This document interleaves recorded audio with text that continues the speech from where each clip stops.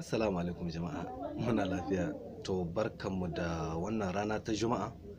Allah ya ba mu albarkar da ke cikinta kuma shirin da ke cikinta Allah ya kaɓe mu daga gare shi gaba ɗaya mu duka musulmi na duniya. Jama'a wata faɗakarwa ce zan yi kaɗan gaba ɗaya duka gare mu duka da ɗan adam tara ne bai cika goma ba. Ina son mu kasance masu kyakkyawar ɗabi'a. Misali, kan mu kasance masu cin naman ɗan uwa ko kuma mu kasance waɗanda cin haƙƙin ɗan uwa, saboda Allah ya ce haƙƙi tsakanin ɗan adam da ɗan adam Allah baya yafiya. Allah yana yafe ma abinda a tsakaninka da shi saɓon da kai masa, amma laifin da kai ma ɗan uwanka Allah ba zai taɓa yafiya ba har abada.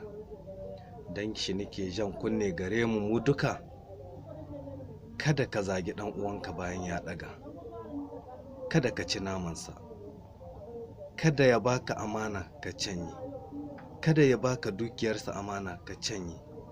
Mu kasance masu riƙon amana don mu zama masu kyakkyawar ɗabi'a.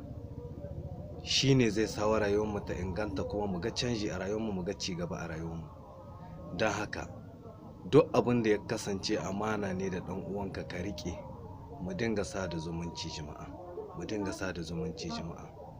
Ina mai roƙo a gare mu gaba ɗaya, duk duniya gaba ɗaya inda musulmai yake, mu zama masu kyakkyawar ɗabi'a. Mu bar yan abu dariya, mu bar nuna mai mutane mu musulmai ne ga idon duniya, ba wai muna yi dan Allah ba.